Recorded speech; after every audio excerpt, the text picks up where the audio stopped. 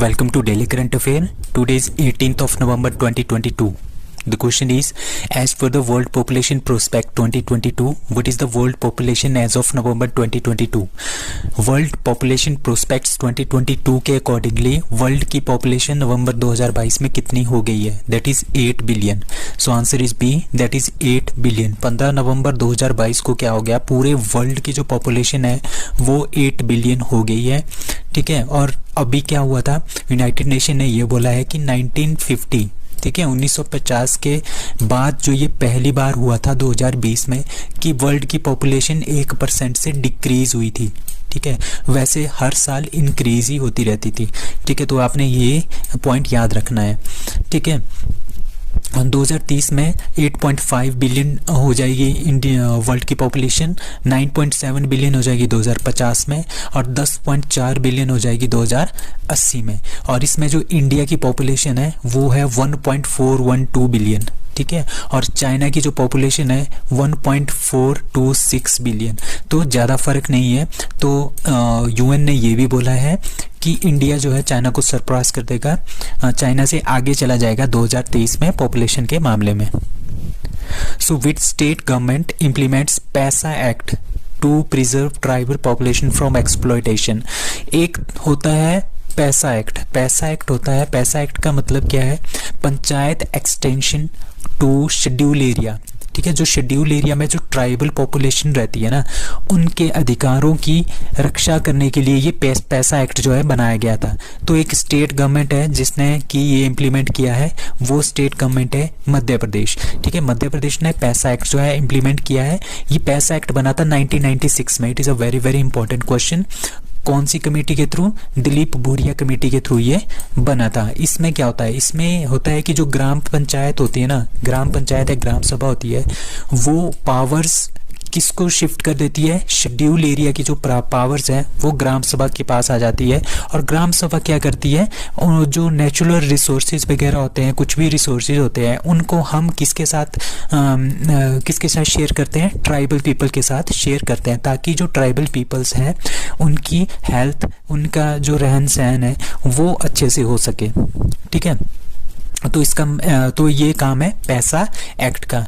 ठीक है. To preserve the tribal population from exploitation. उनका जो एक्सप्लॉयटेशन होता है उसको रिड्यूस कर सके. ठीक है. With the help of gram सभा. तो ये किसने स्टार्ट किया है? द्रौपदी मुर्मू जो हमारे पास प्रेसिडेंट है इंडिया की, उन्होंने ये स्टार्ट किया है. कहाँ से? मध्य प्रदेश में. मध्य प्रदेश में एक डिस्ट्रिक्ट है शहडोल, वहाँ से ये स्टार्ट किया है. अब पंचायती राज के बारे में जानते हैं. 73rd कॉन्स्टिट्यूशन अमेंडमेंट में पंचायती राज का एस्टेब्लिशमेंट हुआ था 1992 में, और ये स्टार्ट हुआ था 1993 से. पार्ट 9 इसमें ऐड किया गया था. आर्टिकल 243 है और 11th शेड्यूल में ये एडॉप्ट की गई है और 29 इसमें सब्जेक्ट है. ये है पंचायत. ठीक है. ये जो 74th कॉन्स्टिट्यूशन अमेंडमेंट 1992 है, ये भी 1993 से स्टार्ट हुआ था. ये है म्यूनिसिपैलिटीज, म्यूनिसिपल कॉर्पोरेशन जो होते हैं ना, वो आते हैं 74th कॉन्स्टिट्यूशन अमेंडमेंट में. ये पार्ट 9A में एडिड है. आर्टिकल 243P से 243Z तक है. 12th शेड्यूल में एडिड है और 18 सब्जेक्ट है. ठीक है. ये 73rd Panchayati Raj, 74th municipal corporation. So Digital Shakti 4.0 started by, that is National Commission for Women. So National Commission for Women ने Digital Shakti 4.0 जो है वो स्टार्ट किया है. ठीक है. इसका 4.0 मतलब कि इसका ये 4th फेज है. ठीक है. पूरे ऑल इंडिया का प्रोजेक्ट है. 2 कि इसका मतलब क्या है? इसका एम क्या है? इसका एम है कि हमने डिजिटल एम्पावर करना है, स्किल्स प्रोड्यूस करने हैं वुमेन में, गर्ल्स में. ठीक है. रिलेटेड टू द साइबर मतलब कि related to the digital world, related to the computer, related to the mobile phones या फिर सैटेलाइट के बारे में उनको एजुकेशन देना, उनमें स्किल डेवलप करना. तो ये सारे के सारे काम इसमें डिजिटल शक्ति में होंगे. यहाँ पे देखो, अंडरस्टैंडिंग डिजिटल लिटरेसी मतलब कि जो डिजिटल गैजेट्स हैं उनको कैसे चलाते हैं. नो हाउ अबाउट टेक्नोलॉजी के बारे में जानना. Safety safety and privacy tools कौन कौन से होते हैं, रिस्पॉन्सिबल ऑनलाइन बिहेवियर, जब हम ऑनलाइन चैट करते हैं या फिर ऑनलाइन ईमेल्स भेजते हैं तो उसमें हमने किस तरह से अपना हमारा बिहेवियर होना चाहिए, ठीक है। और इसी तरह क्या क्या होता है, प्रोटेक्शन मेजर्स, ठीक है, ताकि हम साइबर सिक्योरिटी से बच सकें, ठीक है, साइबर सिक्योरिटी के थ्रू हम अपने आप को बचा सकें। So national commission for women launched it in collaboration, ठीक है।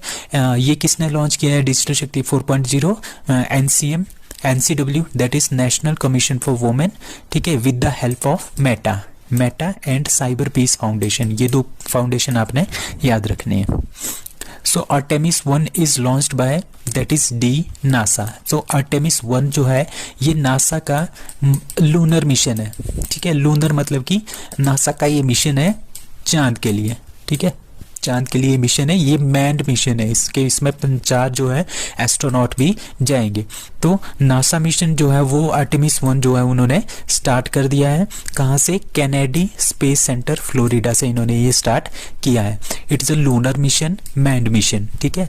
अब for the first time in 50 years since the end of the Apollo program, ठीक है। अपोलो प्रोग्राम, अपोलो 11 जो है उसमें क्या गए थे, यूएसए ने पहली बार एस्ट्रोनॉट्स को मून पे लेके गए थे, ठीक है। उसके बाद जो है 50 सालों बाद कोई मैन्ड मिशन जो है वो स्टार्ट हुआ है, ठीक है। The launch aims to the forward further aid, किसके लिए लॉन्च किया है, टू स्टडी द मून के बारे में स्टडी करना, इट्स ओरिजिन, इसका ओरिजिन कैसे हुआ, इसकी हिस्ट्री क्या है, ये सब पता करने के लिए आर्टेमिस 1 को चांद पे भेजा है। किसने भेजा है, नासा ने भेजा है। कहाँ से, कैनेडी स्पेस सेंटर फ्लोरिडा से।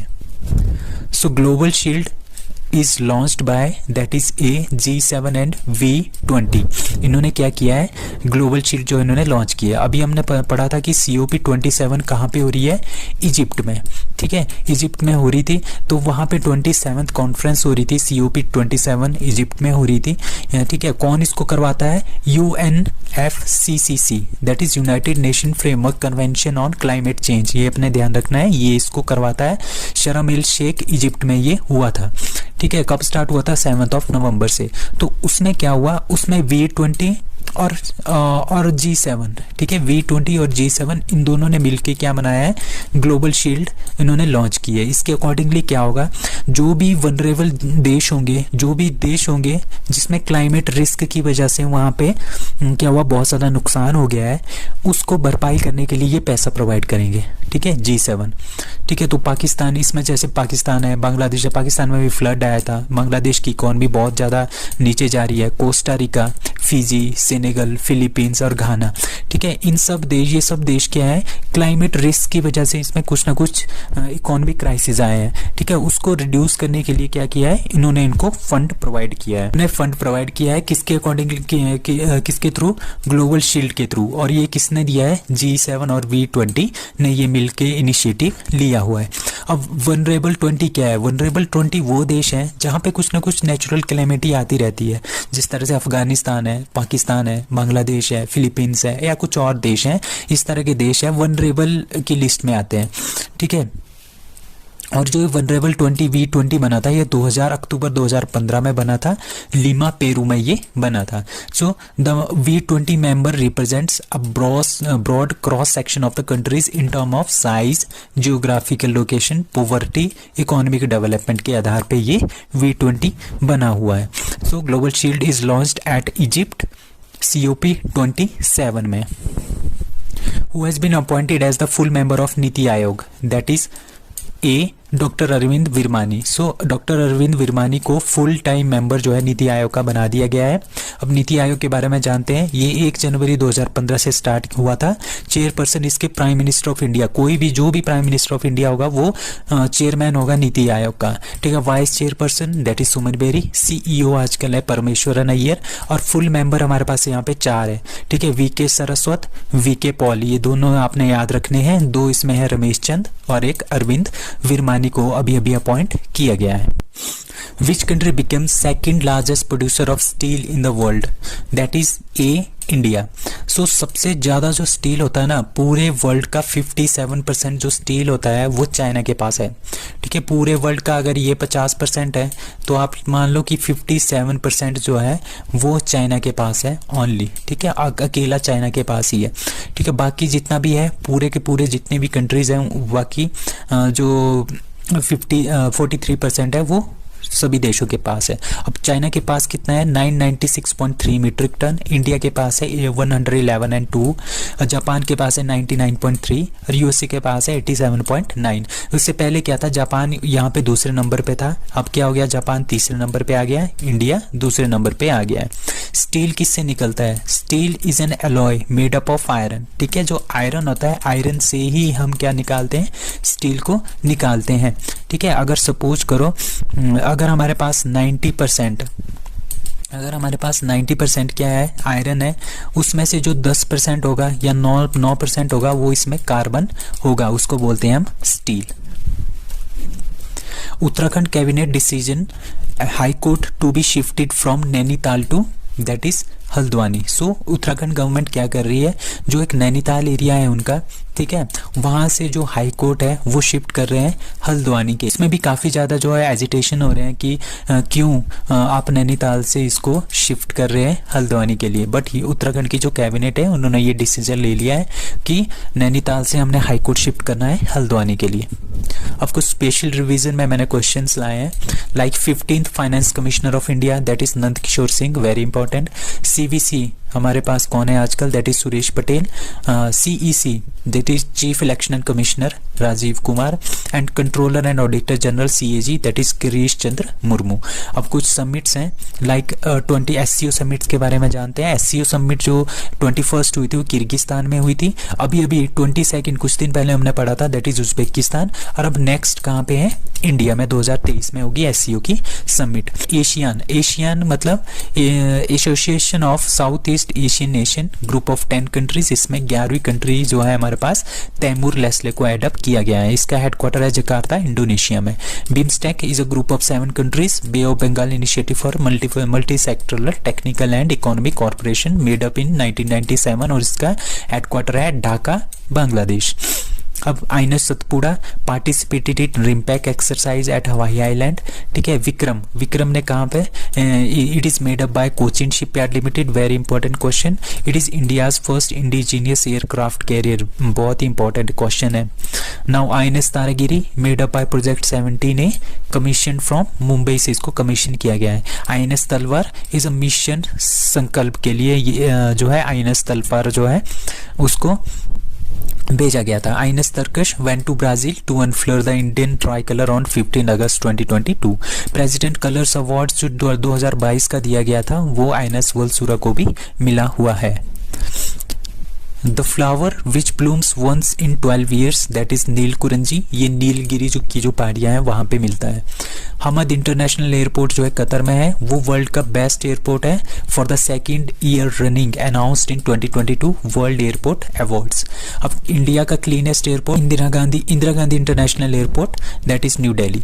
ठीक है, Delhi airport becomes the first airport to run solely on hydro and solar power.